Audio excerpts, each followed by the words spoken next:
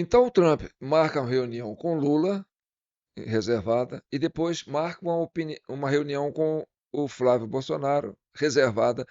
E o que que você entende disso? Você entende que existe, né, um protagonismo do presidente americano com relação ao processo eleitoral no Brasil.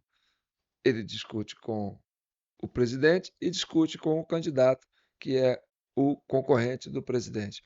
Mas, na verdade, por que que aparecem os dois ali conversando, vão conversar com Trump? E por que Trump tem interesse no Flávio e tem interesse no Lula? Porque, na verdade, o embate político que nós temos em 2026 não é Lula versus Flávio Bolsonaro, entendeu? O, o pleito que está sendo colocado é Trump versus Gilmar Mendes. Esse é o pleito. Trump versus a política de Alexandre de Moraes. Trump versus o investimento que os democratas fizeram no ninho tucano aqui para tomar o poder em 2022. Em 2026, 2016 e 2022. Então, o que está em jogo aqui, meu amigo, e eu não canso de falar isso para vocês aqui, é que você tem aí sim uma disputa eleitoral, Lula de um lado, Flávio do outro. Aí eles falam que o áudio vazado do Flávio deixou o Flávio um cavalo manco na corrida, né? E aí você tem do outro lado o candidato do Gilmar Mendes, né? Que é o Lula, que é um pangaré já velho. Então, o debate não é sobre Lula e Flávio Bolsonaro. O debate que está colocado é sobre Trump, Alexandre de Moraes, Trump, Gilmar Mendes. Essa é a cúpula. Porque quem está disputando a eleição, na verdade, quem está disputando o controle do poder no Brasil é essa cúpula que está no STF. Não é à toa que o Gilmar Mendes falou, né, numa palestra que ele estava participando, falou assim, ó, se o governo Lula está aí, deve-se ao Supremo Tribunal Federal. Se o Bolsonaro perdeu as eleições, né, deve-se ao Alexandre de Moraes. O próprio Barroso falou isso. Nós derrotamos o bolsonarismo. Então você tem aí hoje né, uma coisa anormal no Brasil, que não é uma disputa política entre partido A e partido B. Você tem uma disputa política entre a sociedade e um sistema de poder que está monopolizando o debate político. E o protagonista principal é o Gilmar Mendes. Então, o maior adversário hoje da sociedade não é o Lula, não é o Flávio. Está sendo colocado em cima do STF. Eu vou trazer uma fala aqui do Andreasa, que é o analista da Folha, e nós vamos fazer uma análise sobre a análise do analista da Folha. E aí ele começa falando que né, essa fala esse áudio vazado do Flávio Bolsonaro, é como se fosse dar um tapa na água, entendeu? Só faz barulho, mas não, não esvazia a caixa. E o eleitor do Flávio não arredou pé. E que no segundo turno permanece o protagonismo. Ah, a pesquisa foi feita de imediato, tendenciosa, para ver se colocava o Flávio numa situação difícil. Não adiantou. É, o Flávio hoje não tem eleitores, ele tem torcida organizada. Assim como o Lula também não tem eleitores, tem torcida organizada. Pode levar gol, pode fazer o que for, vai continuar torcendo. E aí o entendimento que a gente tem é o seguinte: aqui é o entendimento da nossa CCI. Quem aceita votar no Lula é porque entende que o Lula rouba, mas rouba para dar dinheiro para os pobres. É que ele faz um governo que rouba dos ricos para dar dinheiro para os pobres, para distribuir para os pobres. Já quem vota contra o Lula, vota porque entende que o Lula rouba dos pobres, entendeu? Para enriquecer a sua companheirada, entendeu? Rouba da turma do INSS para enriquecer a turma aí do Vorcaro. E aí, tem essa coisa aí da, da parceria do Vorcaro com a Odebrecht, né? Mais de 500 imóveis de alto luxo lá em São Paulo, tudo em parceria, quer dizer, rouba dos pobres, do INSS, dos fundos de pensões, vende títulos podres, aposta que vai pegar dinheiro do fundo garantidor, porque o fundo garantidor, né, existe porque existe uns juros abusivos que o povo paga para sobrar uma brecha para fazer esse fundo. Então é tudo dinheiro do povo. E aí cai na mão do Vorcaro, o Vorcaro põe na mão da Odebrecht, né, que tinha aquela folha de pagamento, né, e com os nomes esquisitos, né? O amigo do meu pai, bonitinho, né? Então cada um tinha o seu nome ali e recebia esse dinheiro. E essa turma está aí. Então, quem vota contra o Lula, vota porque o Lula representa, né, esse entendimento, que ele rouba dos pobres para enriquecer a companheirada. E quem vota no Lula acha que o Lula, né, rouba dos ricos para distribuir para os pobres. Então, esse é o debate. Mas vamos ver, para você ver como é que o centro está em torno, né, do Gilmar Mendes. Ele é que é o protagonista. Presta atenção que o Andreasa começou falando do Flávio, chateado porque o povo não vai abrir mão do Flávio, que o debate é esse mesmo e tal. Aí, no finalzinho, ele começa a falar do STF. E aí ele vai para cima do Gilmar Mendes. Por quê? Porque o Gilmar Mendes pediu vista, né, na, na prisão do pai do Vorcaro, né, do primo do Vorcaro, dizendo, ó, vão cancelar esse negócio aí, porque vocês estão fazendo uma coisa muito abusiva, né, esse negócio de delação premiada aí, né, forçação da barra, papapá, e quer proteger o Vorcaro para não fazer, né, que estão forçando a barra para ele fazer delação, que não pode. Aí o Andreasa soltou essa. Acompanhe. Sobre, para mim, a necessidade de haver um limite. Eu falo isso agora como falava no caso Mauricide, bom lembrar do caso Mauricide. Precisa haver um limite, senão o cara fica sob a possibilidade de reformar a sua delação várias vezes, em determinado momento se impondo a ideia de que o faz sob coação. Só vai valer a delação do cara quando ele entregar o que todo mundo quer, ou que o investigador quer. Tem um limite. O cara, quantas vezes ele pode reformar a sua delação? Essa fala aqui de Gilmar Mendes, o cara preso, prisões alongadas, vai para condições melhores porque vai delatar, volta para o presídio chechelento, porque a delação não é boa, ele está certíssimo aqui. No caso de Daniel Vorcaro, potencial delator de seus pares, de seus colegas. Vocês viram isso aqui de Gilmar Mendes quando da delação de Mauro Cid? Vocês se lembram de preocupações assim, quando o delatado era Mauro Cid? Eu esqueci de mandar para você, Claudião. Eu vou colocar aqui, vamos ver se vai ao ar. É o ministro Alexandre de Moraes falando. Foi convocada como está falando para o Daniel Vorcaro, de permitir ao colaborador que preste as informações verdadeiras. Já ao pedido da Polícia Federal... Está falando do Daniel Vorcaro, está falando para o... Aqui é Mauro Cid, hein?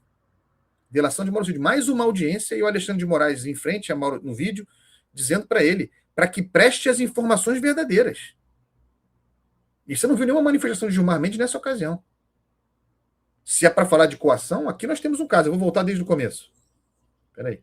Vai. A foi convocada como mais uma tentativa de permitir ao colaborador que preste as informações verdadeiras. Já ao pedido da Polícia Federal, já o parecer favorável da Procuradoria-Geral da República pela imediata decretação da prisão, do retorno à prisão, se não falar, vai ser preso. Colaborador.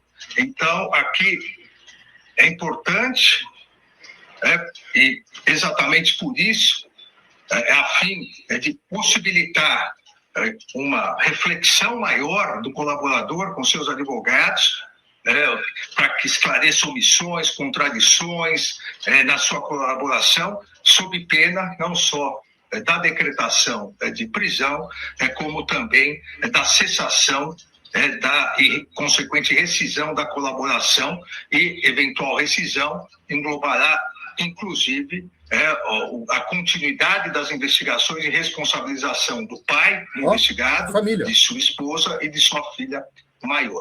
Eu gostaria de saber se o colaborador está plenamente ciente das consequências da manutenção dessas omissões e contradições. Então você vê aí o ministro Alexandre de Moraes falando ao Mauro Cid. Fala a verdade, tem omissões e contradições, se não compuser, com isso vai voltar para a prisão, farei cessar o seu acordo com consequências para o seu pai, sua mulher, sua filha. Não havia preocupação nesse caso, porque era Mauro Cid. Agora, com Daniel Vorcaro, as preocupações estão aí. E a gente começa a ver a palavra coação surgindo com consequências certamente pró-nulidades do troço. Avançando aqui. Então, você percebe que agora tem aí, né, a justiça americana já está mandando por e-mail, né, para o Alexandre de Moraes, que já está, né, já tá lá para ser julgado e condenado.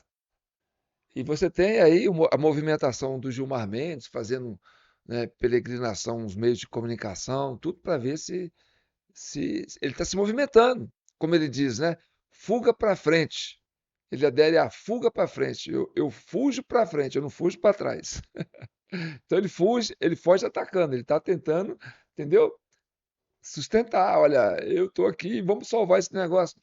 Então, salvar o pai do Vorcaro, para ele é importantíssimo, porque o pai do Vorcaro era o homem que financiava aquela turma, né, o que chamava de a turma, e os meninos. E a turma e os meninos era a estrutura do inquérito das fake news. Entendeu? Que o Alexandre de Moraes foi o relator, né, protagonizado, do qual agora o Gilmar Mendes acha que tem que continuar.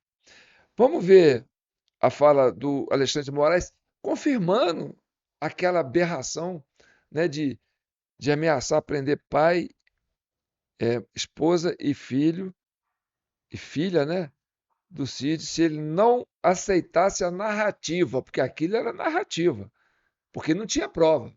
O Cid mesmo falava: eles querem que eu confirme algo que eu não conheço, que eu não vi, que não aconteceu. Então, ele tinha que confirmar uma narrativa para condenar o Bolsonaro. Percebe aqui como é que eles cercaram o Cid nesse aspecto. Fizeram uma pesca predatória para pegar ele, para prender ele, para dizer que ele tinha problema, né? Começou com aquele negócio da vacina, sabe? Uma coisa assim, né? Falsificação, documento de vacina, para prender o Cid e enrolar o Cid, deixar o Cid refém e fazer aquela sacanagem com ele. Olha ele falando. Quando o juiz adverte a testemunha a falar a verdade sob pena de falso testemunho, nunca isso foi considerado coação, uma vez que tem que falar a verdade mesmo, senão é falso testemunho. A lei é a lei. E foi exatamente, o colaborador foi advertido por esse ministro relator sobre a existência de pedido de prisão e que, se as omissões e contradições não fossem sanadas, nos termos da legislação vigente, poderia acarretar não só a prisão, como a rescisão do contrato de colaboração premiada, com efeitos não só para o colaborador, mas também em relação a quem? Em quem o colaborador assinou. O colaborador da Polícia Federal assinaram um acordo para extensão dos benefícios, e cito no voto, é a parte 4, dos benefícios pleiteados pelo colaborador. Perdão judicial ou pena privativa de liberdade não superior a 2 anos, restituição de bens e valores pertencentes ao colaborador apreendidos, extensão dos benefícios para pai, esposa e filha maior do colaborador no que for compatível. Ora, a hora que se adverte que pode ser rescindido o acordo de colaboração, o acordo seria rescindido geral, inclusive para, nos termos como estava escrito, tanto que foi feita a leitura da parte 4 do item 3. Pai, esposa e filha maior do colaborador. O colaborador, na presença de seus advogados, reiterou a voluntariedade e a regularidade da colaboração premiada. Abre aspas. Agradeço a oportunidade que o senhor está nos dando de poder esclarecer, poder contar realmente como colaborador e continuar colaborando com o que eu posso. O colaborador igualmente sanou as omissões. Então, o que você tem é isso. Você tem quem tá se movimentando na corte hoje, né? Contra o Vorcaro, contra o Banco Master. Você tem o Alexandre de Moraes, né? Tentou, né? Você conseguiu barrar, você conseguiu, né?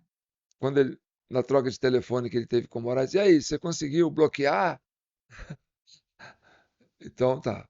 A outra, você tem o Gilmar Mendes pedindo vista contra, né, a prisão do pai do Vorcaro, né? Correndo as redes sociais, os meios de comunicação para atacar, né, e defender o STF. No caso, ele está se defendendo, né, porque ele quer tirar do STF, tirar dele, né, que o Banco Master é uma crise que está dentro do STF. E você tem um aliado direto dele, que é o Flávio Dino, que se movimentou, disse que vai investigar se teve emendas de parlamentares para financiar o filme do Jair Bolsonaro. Então, você percebe que o núcleo lá dentro do STF que está movimentando, que está sentindo que está sendo cercado, é quem? É Flávio Bolsonaro, é Alexandre de Moraes, não, é Gilmar Mendes, é Alexandre de Moraes, Flávio Dino. E o Paulo Gonet. Paulo Gonet também, né? É um cara que está aí, que é muito ligado a Gilmar Mendes, muito ligado ao Alexandre de Moraes, e que também é o procurador que está aí, na Berlinda, né? Tentando segurar tudo para não denunciar o Vorcaro, para não denunciar o pai do Vorcaro, entendeu? E aí essa turma. E o Banco Master é isso, entendeu? O Banco Master foi o resultado, né, do Banco Máximo com o Crédito Sexta, que era do Augusto Lima, né, que era o homem que fazia a operação de arrecadação do PT. Então, como o PT fez aliança com a turma do Alexandre de Moraes, do Geraldo Alckmin, né, juntou o Vorcaro com aquele esquema dos fundos, né, dos CDBs, essa estrutura bancária, que eles já têm expertise, mais a turma do Augusto Lima, que tem expertise, né, em consignado, em trabalhar com os sindicatos para tirar dinheiro de aposentado. Aí juntou tudo, fez esse furacão, que é o Banco Master, entendeu? Mas quem está na reta aí hoje é esses dois ministros. Então, quem é Lula? Lula é o pangaré avatar do Gilmar Mendes. Quem que é o candidato que está concorrendo aí? Flávio Bolsonaro contra o Lula? Não. Você tem Trump contra Gilmar Mendes. Esse é o processo eleitoral que está aí colocado. Por isso que é importante essa abrangência que nós estamos vendo, né, desse pleito que vai acontecer esse ano. Não é isso? Então tá bom. Eu não fiz vídeo na sexta, no sábado e no domingo, porque tinha um torneio de peteca aqui. Eu sou jogador de peteca, mas eu não gosto de torneio, porque já sou um pangaré de peteca. Então eu aproveitei, fui visitar meus parentes lá em Piuí, um tio que eu não via mais, a última vez que eu vi foi 7 anos, amigos que eu não vejo desde a infância, né? Então, a parte da minha mãe. Então eu tirei esses 3 dias para fazer, né, esse buscar, né, das minhas raízes e revisitar meus parentes. Minha tia que ainda está viva lá, velhinha e tal. Então foi um momento que eu precisei afastar, tá certo? Mas estou de volta aqui nesse vídeo 988 da CCI, Comissão Cidadã de Inquérito, criada para chegar à verdade, pacificar a nação brasileira. Eu não abandonei vocês, porque eu sei que vocês não me abandonam, não me abandonaram e não vão me abandonar, tá certo? Então, desde já, mandando um abraço para você. Quero que você comente, entendeu? Ah, não, vamos derrotar o Lula. Não, vocês vão derrotar é o Gilmar Mendes nessa eleição, entendeu? É essa estrutura de poder que foi sendo criada desde o primeiro governo Fernando Henrique, né? E começou a ficar decadente no quarto mandato do PT, e aí partiu para porrada para tirar o PT, e depois foi preciso juntar com o PT para se erguer. E aí ficou, né, o Lula aí, né, um pangarezinho correndo para defender os interesses dessa oligarquia, que não é nem o métier do Lula, mas ele está se propondo a isso porque é um senhor já de, né, beirando os 80 anos, sei lá, que está aí, né, foi tirado da cadeia depois de ter sido preso por essa turma aí, e está aí. Quer dizer assim, é um avatar do Gilmar Mendes, né? Assim como eu falo que o Romeu Zema e o Pablo Marçal são avatares, né, do Gilmar Mendes, né, dessa cúpula aí do Tucanato, né, da Faria, o pessoal que é a elite brasileira que gosta de explorar o povo brasileiro. Tá aí, mais um avatar, né? Lula, avatar do Gilmar Mendes. Um abraço, fique com Deus.